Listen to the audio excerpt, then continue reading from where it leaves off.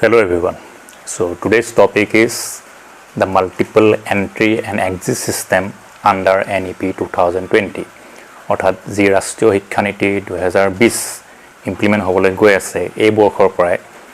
তাৰ আণ্ডাৰত যিটো এটা ব্যৱস্থা ৰখা হৈছে multiple entry and multiple exit সেই বস্তুটো হয় কি কিয়নো সেই বস্তুটোক লৈ বহু ছাত্ৰ ছাত্ৰী আৰু লগতে বহু অভিভাৱকৰ মনত এটা কনফিউজন আছে তো মই আজি ভিডিঅ'টোত সেই কনফিউজনটো খুব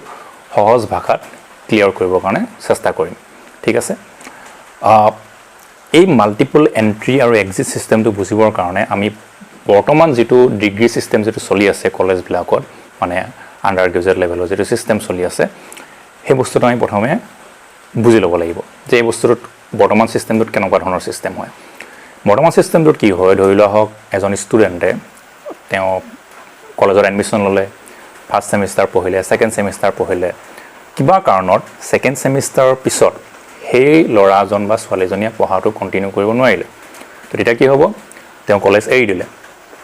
কিন্তু সেই যে কলেজ এৰি দিলে সেই কলেজ এৰাৰ কাৰণে তেওঁ একো সাৰ্টিফিকেশন নাপায় কলেজ এৰিলে যদি এৰিলে এতিয়া 2-3 বছৰ পিছত সেই ল'ৰাজন বা সেই ছোৱালীজনীৰ অৱস্থা অলপ ভাল হ'ল তেওঁ আকৌ পঢ়িব পৰা হৈ গ'ল ঘৰৰ অৱস্থা তেওঁ আকৌ যদি পঢ়িব বিচাৰে তেওঁ সেই আকৌ সেই য'ত এৰিছিলে তাৰ পৰা আকৌ কন্টিনিউ কৰিব নোৱাৰে তেওঁ আকৌ প্ৰথমৰ পৰা পঢ়িব লাগিব ঠিক আছে ফাৰ্স্ট সেকেন্ড সেমিস্টাৰ কথা বাদেই দিলো কোনোবা এজন ষ্টুডেণ্টে যদি ইভেন 6 সেমিস্টাৰ লৈকে পঢ়িলে ধুনিয়াকে পৰীক্ষা পাছ কৰি গৈ আছে 6 সেমিস্টাৰৰ ফাইনেলতে কিবা কাৰণত ফাইনেল পৰীক্ষাটো দিব নোৱাৰিলে ঠিক আছে তো ফাইনেল পৰীক্ষাটো দিব নোৱাৰিলে গতিকে সেই বছৰ তেওঁ ডিগ্ৰী কমপ্লিট নহব ঠিক আছে তেওঁ নেক্সট বছৰ বেকলগ দিব লাগিব 6 সেমিস্টাৰ আৰু সেই নেক্সট বছৰ যদি কিবা কাৰণত দিব নোৱাৰে তেতিয়াহ'লে তেওঁ থেবৰ ডিগ্ৰী কমপ্লিট নহল তেওঁ আৰু নেক্সট বছৰলৈ ৰ'ব লাগিব গতিকে ইমান বছৰ যে তেওঁ একেৰাহে পঢ়ি থাকিলে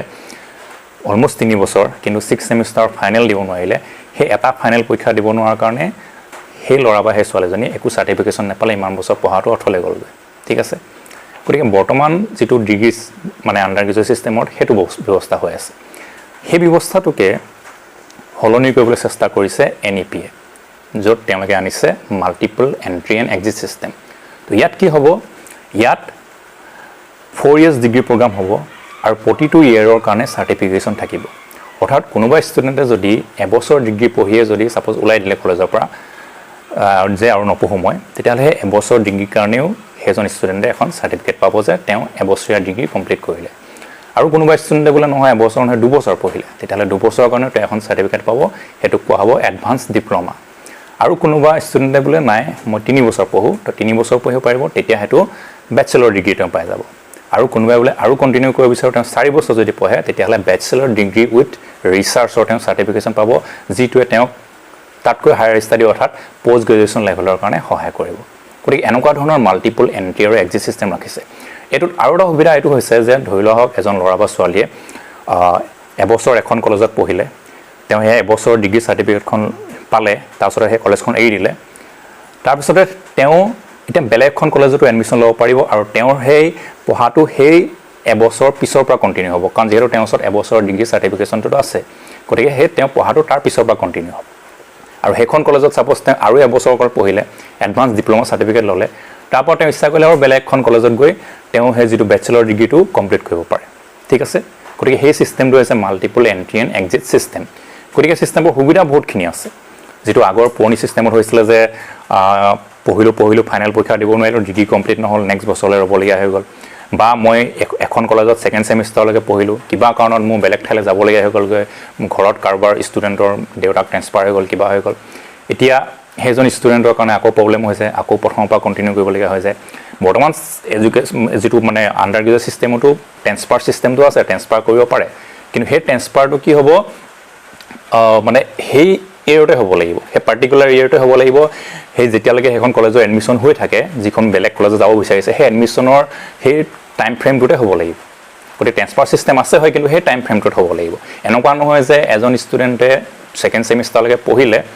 তাৰপিছত ড্ৰপ দি দিলে তাৰপিছতে 2 বছৰমান ড্ৰপ দি পিনে তাৰপিছতে বেলেগখন কলেজত তেওঁ নাম লগাবলৈ গৈছে তেতিয়াহ'লে কিন্তু তেওঁ 3rd সেমিস্টাৰ পৰা পঢ়িবলৈ নাপায় তেওঁ আকৌ 1st সেমিস্টাৰ পৰা পঢ়িব লাগিব বৰ্তমান যেটো আন্ডাৰ গ্ৰেজুৱেট সিস্টেম কিন্তু ইয়াত হেতু নহয় NEPত কি কৰিব বিচাৰিছে যেটো multiple entry and exit system যে কোনোবা এজন ষ্টুডেণ্টে এখন কলেজত এবছৰ পঢ়িলে তেওঁ লগে লগে এবছৰ সেই সাৰ্টিফিকেটটো পাই যাব তাৰপিছত তেওঁ লগে মাজত গেপো পৰি গ'ল তাৰপিছতো তেওঁ যদি বেলেগ কলেজত যায় সেইখন চাৰ্টিফিকেট দেখুৱাই তেওঁ সেই তেতিয়া নেক্সট ইয়েৰৰ পৰা যেটো এডভান্স ডিপ্লোমা কোৰ্স হেতুৰ কাৰণে তেওঁ পঢ়িব পাৰিব অৰ্থাৎ আকৌ প্ৰথম পৰা একেবাৰে আৰম্ভণি কৰিব নালাগে একদম ফাৰ্ষ্ট সেমিষ্টাৰৰ পৰা গতিকে ইয়াৰ হেতু সুবিধা আছে গতিকে এইটোৱে হৈছে চমুকৈ multiple entry and exit system year obviously অসুবিধাও বহুতখিনি হ'ব পাৰে প্ৰবেবল বহুতখিনি ডিসএডভান্টেজ আহিব পাৰে ইস্যুছ হ'ব পাৰে কলেজবিলাকত ক্ষেত্ৰত যে কেনেকৈ ইমপ্লিমেণ্ট কৰিব বস্তুটো কিন্তু সেইখিনি বিষয়ে আমি পিছৰ কোনোবা এটা ভিডিঅ'ত আলোচনা কৰিম বৰ্তমান এই ভিডিঅ'টো আছিল জাষ্ট সকলোকে বুজাবৰ কাৰণে বিশেষকৈ বহুত